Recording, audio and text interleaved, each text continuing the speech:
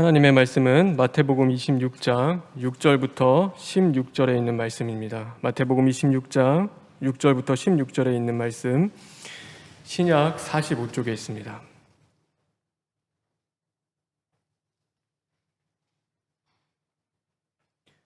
예수께서 베다니 나병 환자 시몬의 집에 계실 때에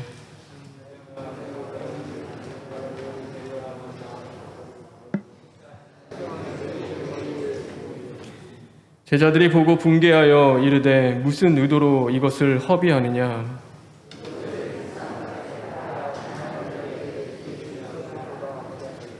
예수께서 하시고 그들에게 이르시되 너희가 어찌하여 이 여자를 괴롭게 하느냐. 그가 내게 좋은 일을 하였느니라.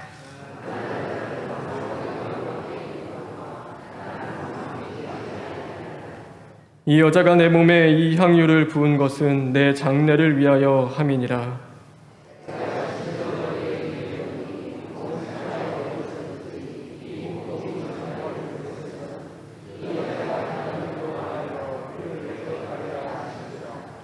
그때 12 중에 하나인 가룟 유다가 하는 자가 대제사장에게 가서 말하되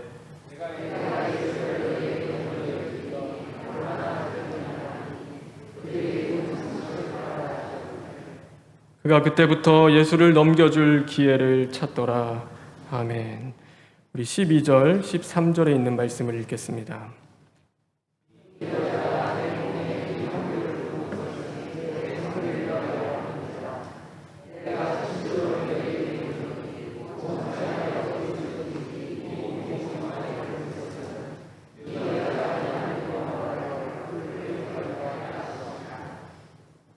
칠 절부터 8절에 있는 말씀을 읽겠습니다.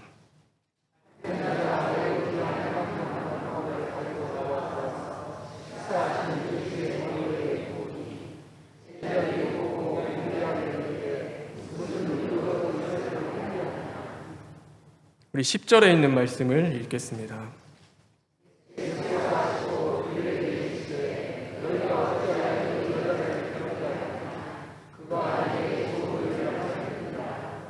우리 마지막으로 7절에 있는 말씀을 다시 한번 읽겠습니다.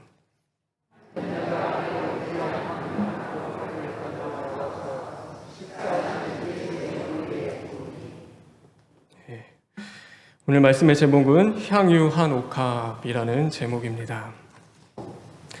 오늘 이 말씀은 사복음서에 다 기록될 만큼 유명한 말씀이고 또 그만큼 중요한 사건이기도 합니다.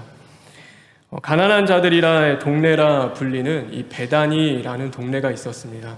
그런데 그곳에 시몬이라는 사람이 살았고 그 집에 예수님께서 찾아오셨습니다. 그런데 한 여자가 예수님 앞에 나아가 그 귀한 향유 한 옥합을 깨트려 예수님에게 붓는 것입니다. 당시 이 향유 한 옥합은 노동자가 벌 수 있는 1년치 연봉과도 같은 것이었습니다. 그러니까 굉장히 비싼 것이죠. 웬만해서는 구할 수 없는 그런 귀한 것이기도 했습니다. 그것을 근데 예수님 앞에 깨트리고 부은 것입니다.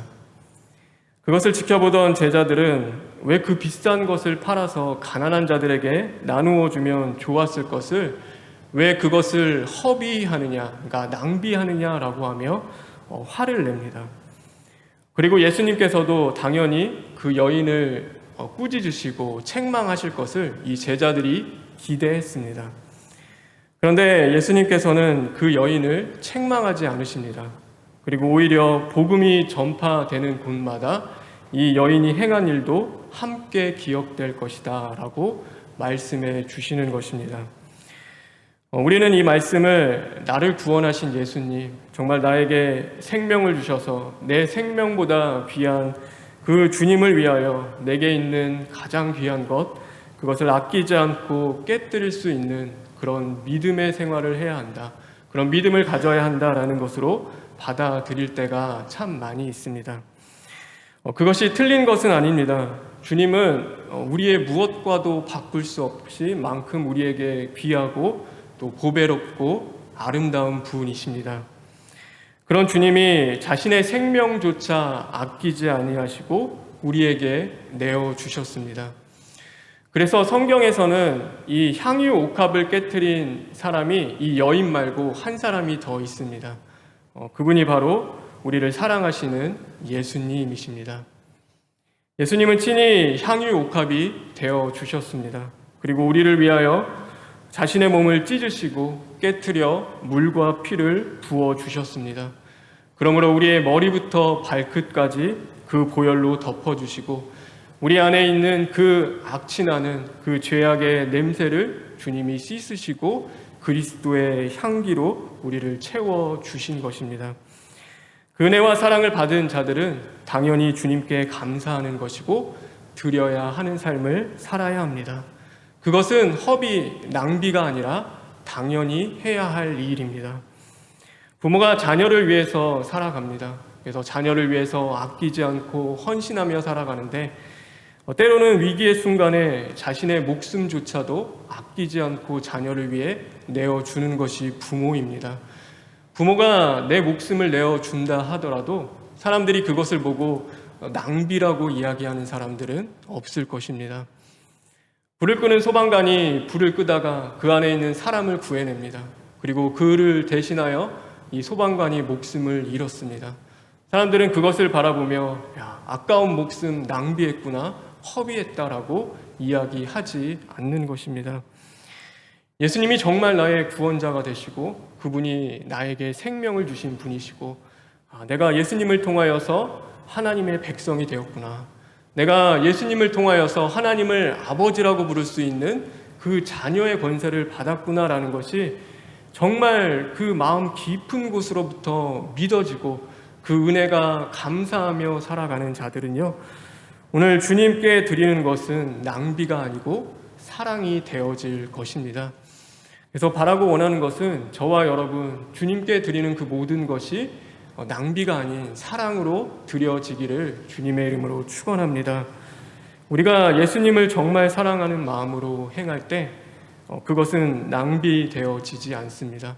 그래서 주님은 그것을 준비되어지는 것이라고 말씀해 주고 계시는 것입니다. 오늘 예수님께서 이 여인의 행동에 대하여서 이렇게 말씀하셨습니다. 12절에 있는 말씀인데 다 같이 한번 읽겠습니다. 12절에 있는 말씀입니다.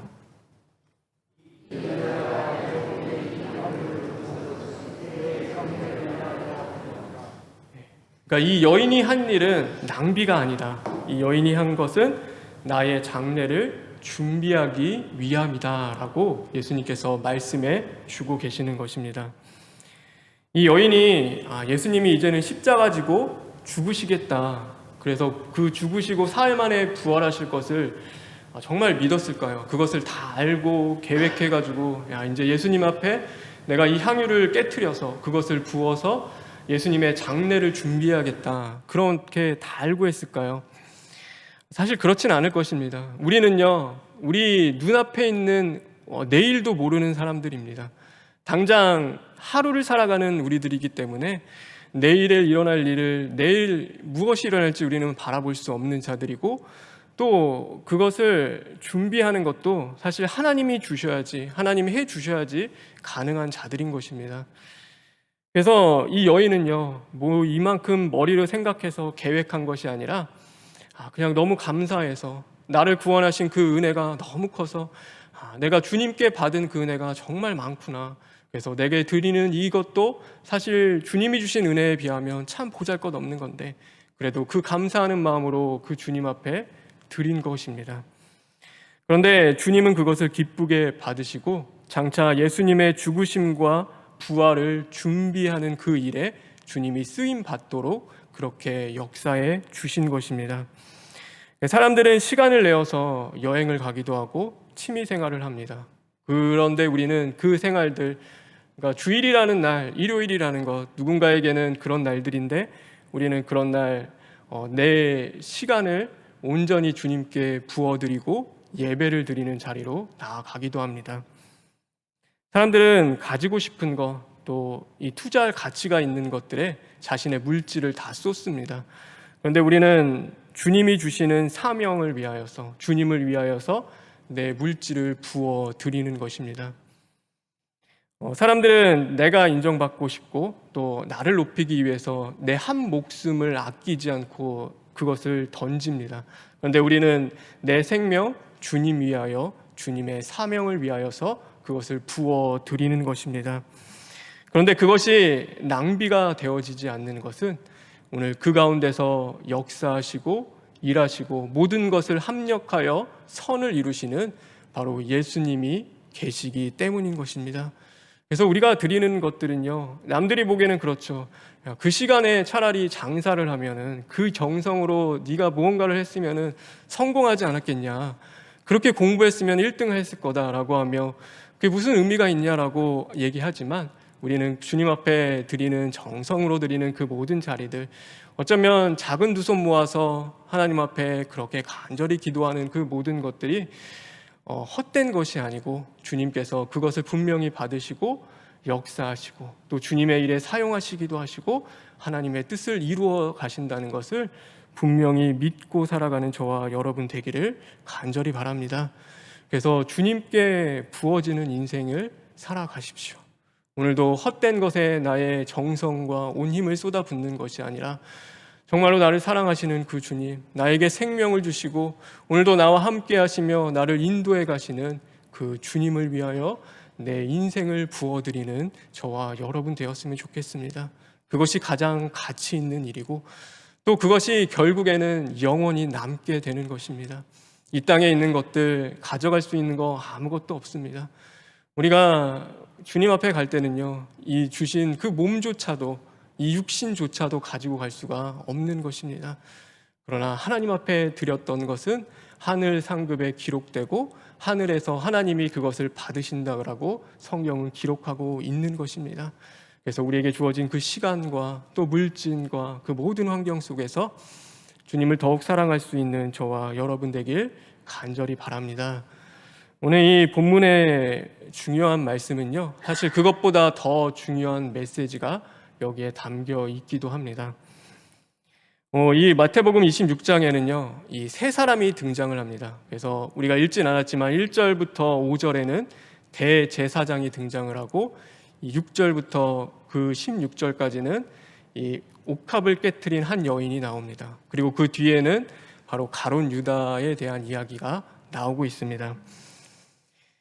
이 세 사람의 공통점이 다 있습니다. 그러니까 같은 공통점이 있는데 뭐냐면, 그러니까 돈에 대한 그 문제를 가지고 있었고 또 예수님의 죽으심과 관계가 있는 사람들이라는 사실입니다.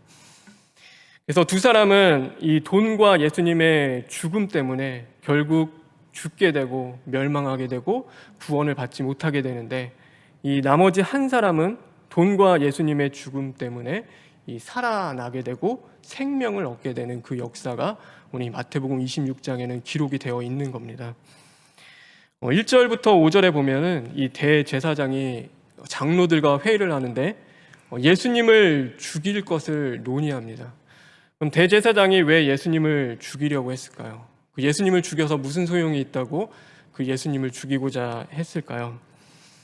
당시 하나님 앞에 드리는 이 성전이라는 것, 하나님 앞 예배하고 제사하고 하나님 앞에 기도를 드리는 이 성전이요, 이 성경에 보면은 예수님이 왔을 때 하신 말씀이 있죠. 거기가 강도의 소굴이 되고 장사하는 집이 되어버린 것입니다. 그래서 하나님을 제사를 드리고 하나님을 예배하는 장소가 아니라 대제사장이 제사를 가지고 장사를 하는 그 강도의 집이 되어버린 것입니다. 그러니까 성전의 주인이신 예수님이 오셔가지고 무엇을 하셨냐면, 그러니까 내 집은 분명히 나를 예배하고 하나님 앞에 기도하는 집이 되어야 되는데 그 목적을 잃은 그곳에 사람들을 제사 드리지 못하게 하고 기도하는 것들을 다 막는 것을 보고 이 장사하는 그 모든 판을 주님이 다 엎으시고 이 장사하는 사람들 다 내어 쫓는 것입니다. 예수님의 영향력은 대단했습니다. 그래서 메시아라고 불릴 만큼 그 당시에 수많은 무리가 따라갔기 때문에 이 대제사장이 예수님 때문에 더 이상 장사를 하지 못하는 겁니다. 그러니까 장사를 해야 되는데 예수님이 그 성전에 들어와서 다 엎으시고 또 모든 사람을 다 내쫓으시니까 그게 마음처럼 쉽지가 않은 것이죠. 여기서 대제사장이 선택할 수 있는 것은 두 가지였습니다. 그래서 돈을 좋아하는 내가 깨질 것이냐, 아니면 정말 예수님을 깨트릴 것이냐, 그것을 선택해야 했습니다. 그런데 이 대제사장이요, 이 돈을 쫓는 자신의 욕망을 버릴 수가 없는 것입니다. 분명히 하나님의 사람인데도 불구하고 그것이 죽어지지가 않는 것이죠. 그러니까 도저히 안 되니까 성전 주인이 되시는 그 예수님은 오셔서, 야, 너는 대제사장이 아니라 이제는 도둑으로 변질되었다. 그래서 네가 깨져야지 구원을 받는다. 너가 정말 깨져야지 살 수 있다. 애타는 그 목소리로 예수님이 말씀을 하시는데 그 말씀이 하나도 들리지가 않는 것입니다. 그러니 결국 내가 못 깨지니까, 내가 부서지지가 않으니까 예수님을 깨트리는 겁니다. 그러니까 우리의 신앙도 마찬가지입니다. 우리의 신앙은요, 언제나 이 깨어짐이 있는 겁니다. 내가 깨어지는 것이 우리의 신앙인 것입니다. 내가 주님의 그 십자가 앞에서 부서지는 것이 우리가 해야 할 신앙인 것입니다. 그래서 우리에게는 항상 그 시험이 우리 앞에는 주어집니다. 만약에 예를 들어서 그런 것이죠. 정말 남편이 우리 추석이 다가오는데 믿지 않는 그 가정 가운데 있어서 예수님 믿는 거 매일 핍박하고 괴롭히고 고통을 주니까 이제 도저히 안 되겠구나. 내가 이 사람과는 도저히 못 살겠다. 이제 이혼을 해야겠다. 그것을 결심하고 있는데 또 하나님의 말씀은, 예수님이 하신 말씀은 이혼은 죄니까 이혼하지 말라고 하는데, 그러니까 선택을 해야 하는 것이죠. 그냥 이혼을 해서 예수님의 말씀을 깨트리고 살아갈 것인가, 아니면은 그럼에도 불구하고 내가 그 가정을 끝까지 지키기 위하여 그 예수님의 말씀에 순종하며 들어가서 결국 내가 그 자리에서 깨질 것인가, 부서질 것인가, 그 싸움을 우리는 끝까지 해 나가는 것입니다. 이 가룟 유다도요, 결국 그 싸움을 하지 못한 겁니다. 이 계산이 빠른 자라고 성경은 이야기하고 있습니다. 그러니까 돈을 좋아하는 사람이었습니다. 예수님을 돈으로 봤습니다. 그러니까 예수님이 결국 이스라엘의 그 정치적인 왕이 되면 예수님 통해서 돈을 벌 수 있겠다라는 그 생각이 이 가룟 유다에게는 분명히 있었습니다. 그래서 성경은 그를 가리켜 도둑, 강도라고 이야기하고 있는 것이죠. 그런데 이게 도저히 깨지지가 않는 겁니다. 예수님께서는, 야, 너 돈이 아니라 영생을 좀 얻어라. 나를 통해서 구원을 받고 영생을 얻으라고 예수님은 끝까지 말씀하시는데, 이 돈에 대한 욕심, 그것을 좋아하는 자기가 깨지고 부서지지 않으니까 결국에는 은삼십에 예수님을 깨트리고 팔아넘기는 그 일을 이 가룟 유다가 한 것입니다. 자기가 주님 말씀 앞에 깨어지고 부서지지 않으니까 결국에는 예수님을 깨는 것입니다. 그런데 이 향유옥합, 그 말씀의 중간에 있는 이 향유옥합을 깨트린 이 한 여인은요, 요한복음에 보면은 이 마리아라고도 기록하고 있고, 누가복음에 가서는 죄 많은 여인이라고도 기록하고 있습니다. 그래서 어떤 신학자들, 많은 신학자들은 이 여인이 막달라 마리아다라는 그 이야기도 있고요. 그 여인이 가늠한 여인, 그래서 예수님 앞에 정죄함 받지 않고 구원받은 그 여인이다라는 그 이야기도 있습니다. 그래서 그 여인의 직업은 그럼 뭐였을까? 그 죄 많은 여인의 직업은 이 창기였다라는 그 이야기가 많이 있습니다. 근데 이 여인이 가지고 있었던 것은 이 향유 옥합이었습니다. 이 향유 옥합은요, 이 당시 때 굉장히 비싼 재산이었고 결혼할 때 지참금으로 사용하는 것이었습니다. 그런데 이 향유는 그 용도가 그것만이 아니었습니다. 이 향유의 용도는 무엇이었냐면 시체의 장례를 할 때 그곳에 바르는 데도 사용하는 것이었고, 병든 자를 고치는 치료의 목적으로서 이 향유를 사용했습니다. 근데 또 하나의 목적이 있습니다. 그건 뭐냐면 자신의 몸을 팔아서 돈을 버는 한 여인이 자신의 그 향기를 좋게 하기 위해서 사용하는 향수와도 같은 것이 이 향유였던 것입니다. 그래서 어찌 보면은 이 여인이 향유를 가지고 있다라는 것은요, 그에게 돈을 버는 수단이었던 것입니다. 그래서 그것은 먹고 사는 문제, 생존이 걸린 일이었습니다. 근데 생각해 보니까 예수님을 믿고 나니까, 예수님을 통하여 구원을 받고 나니까 이 일이 죄구나, 이것이 정말 예수님이 싫어하시는 일이구나, 말씀에 거스리는 그런 큰 죄구나라는 것을 깨달았는데, 그것을 깨트리기가 그렇게 어려운 겁니다. 왜냐하면 그것이 먹고 사는 문제와 연결이 되어 있기 때문입니다.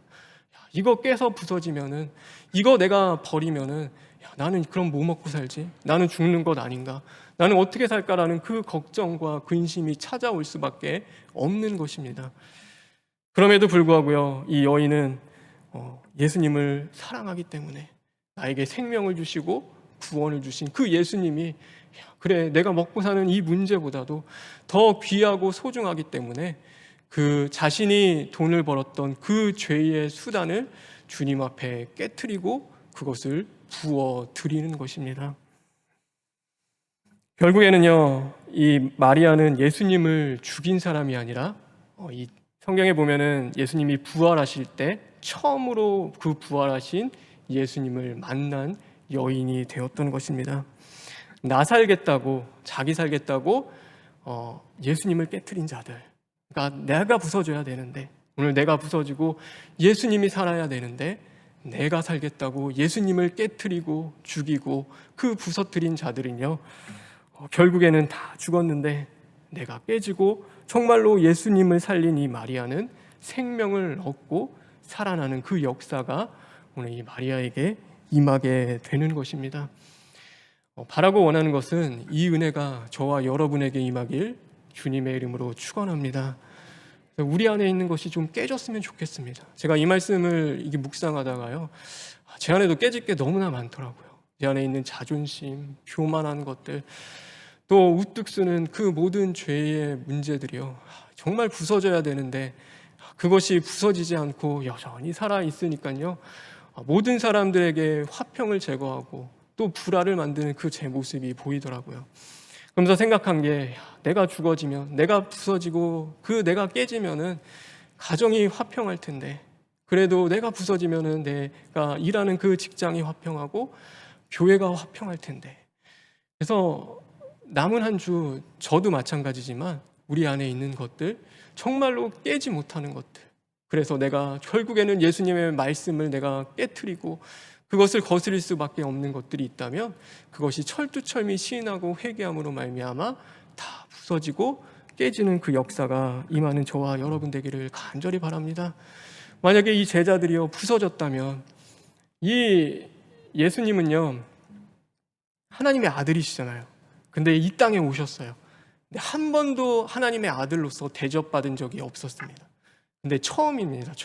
처음으로 하나님의 아들로서 그 가장 귀한 거, 그러니까 머리에 기름을 부으는 것은요, 왕이고 내 주인에게 붓는 겁니다. 그 대접받는데 제자들이 만약에 부서졌다면, 야, 우리가 해야 할 일인데, 내가 사랑하는 그 예수님, 모시고 3년 동안 다녔던 그 예수님이 우리의 왕이고 이스라엘의 왕이라고 고백했으면 우리가 해야 할 일인데, 야, 우리가 못하는 거 대신해 주니 얼마나 감사하냐, 정말 고맙다, 감사하다, 그 마음과 심정이 나왔을 텐데 이 제자들이 그게 부서지지 않으니까 어떻게 그럴 수 있냐라고 하며 이 화평을 제거하고 이 불만과 원망이 쏟아져 나오는 겁니다. 이제 추석이 다가옵니다. 추석이 다가오면 믿지 않는 그 형제 자매들도 분명히 만날 겁니다. 바라고 원하는 것은 우리가 깨어지고 섬길 수 있는 자리로 나아갔으면 좋겠습니다.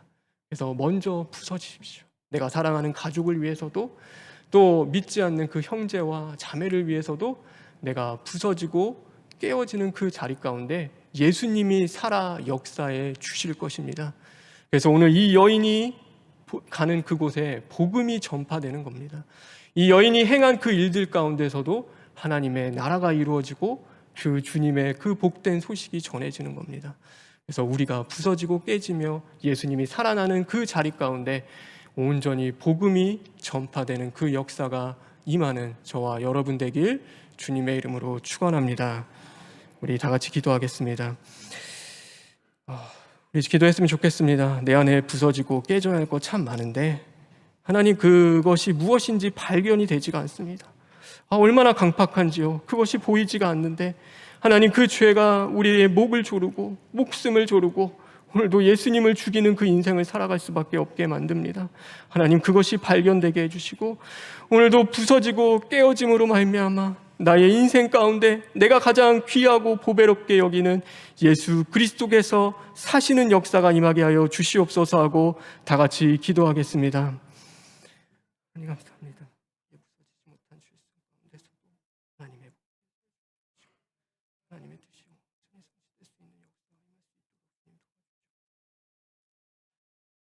되었습니다.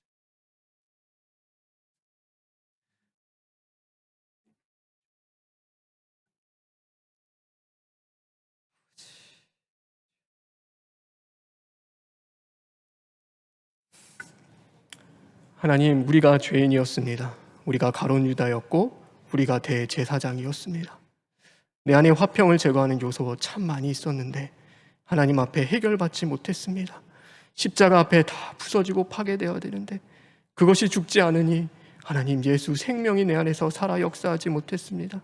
하나님, 불쌍히 여겨 주시옵시고 남은 한 주 동안 철두철미 시인하고 회개함으로 다시금 우리가 살아나는 역사 임하게 하시고 그 모든 자리 가운데 온전히 복음이 전파될 수 있도록 주님 역사하여 주시옵소서. 예수님의 이름으로 기도합니다. 아멘.